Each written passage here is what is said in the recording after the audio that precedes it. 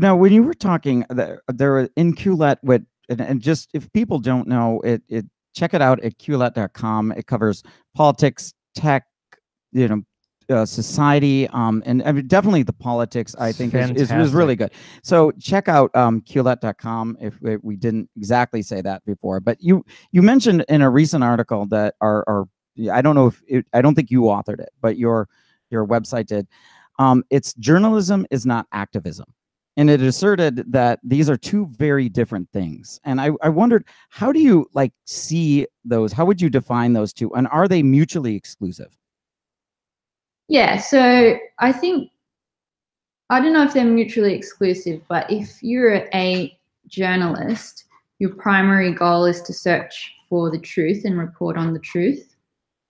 However, if you're an activist, your primary goal is not necessarily to search for the truth and report the truth. It's to advocate for whatever political position you're advocating for. And that's, we see in any kind of truth-seeking occupations, whether it's journalism or scholarship or academia, when activism starts getting into the mix and people get overly politicized and overly wedded to certain activist causes, their research starts to suffer, because the idea is, well, my goal is so important, the truth doesn't matter as much. I can just cut corners, or I can sweep these facts under the carpet because what I'm aiming for is so important, it matters more than just stating the facts.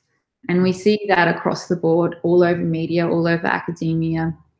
And it's the easiest and quickest way to dilute standards and discredit research and journalism. Sure. Once it gets merged with activism. When it's combined with like consumerism in the free market, doesn't that kind of automatically push, or at least the media would be driven to support certain positions? I mean, Fox News has done a good job providing a conservative narrative that was missing. So I think, you know, they're getting most of the lion's share of that money. Like, how do you stop it then? If your financial model is based on that, how do you get objective? Are those two in opposition?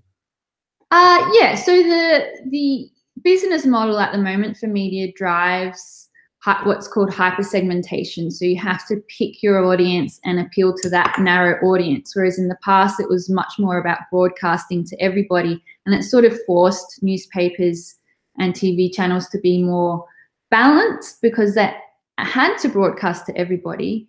Now with the internet, you don't have to broadcast to anybody. You just pick your little niche audience and you just focus on them. Now, if your niche audience that you've chosen doesn't care about the truth, then you don't have to worry about the truth. The niche audience that I've chosen and that my writers and co-editors have chosen is one that cares about the truth and balance and figuring out what's really going on. Like, a big part of why we work on Quillette is because we don't know. We don't have all the answers. We don't have everything worked out. We want to find out through talking to each other and through learning from each other. But that's our audience, and we're able to target our audience with those goals. And thankfully our audience is growing. So I think there really is a big market for sort of balanced sort of material which doesn't preach to its audience, like the editors and the journalists and writers have it all worked out, and they're educating, you know, the stupid masses about, you know, the important topics. We don't have it worked out, which we're working it out as we go along. Yeah, you guys are growing like gangbusters, and I mean, seemingly on a daily basis, increasing readership. And it's on a variety of topics, so it's not the same. It's not the same thing over and over again. Ask you. You tweeted this. Feminism, and this is feminism informed by radical social construction has had a good run. He goes, perhaps it's time for a feminism that recognizes that most women give birth, breastfeed, and feel conflicted over child and career, and often choose intrinsic rewards over money and status. And what would that, so I love that tweet, but what would that kind of feminism look like to you? Well, it would be feminism that doesn't obsess over this theory of the patriarchy, for one, and it doesn't see men and women as being at war with each other. Because if you, so the way I see it is, like, life is pretty hard for women if you want to have kids and you want to have a career, but that's not men's fault. It's nature's fault. It's biology's fault. I mean, you know, we evolved to be the sex that gives birth and breastfeeds. That's just nature. It's not some men in some boardroom didn't just like make a decision that, oh, women have to be the child rearers. It's evolution. Like, it's no one's fault. So it is difficult. And I don't want to diminish the problem. Like, men have their own problems as well, and we just have different types of problems. But the thing is, we can help each other. We can work on them together. So as a society, we can do things that help and benefit mothers and families.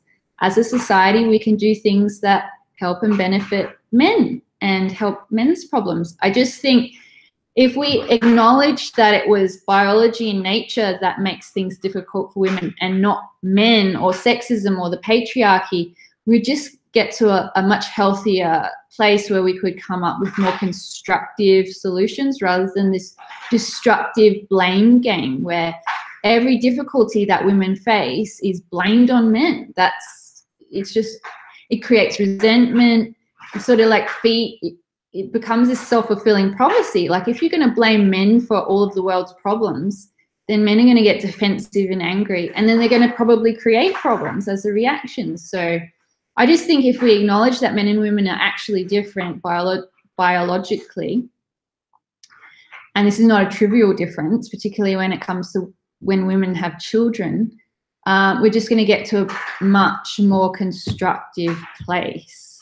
And I want to see all of the blaming of men stop, basically. I would like to see that.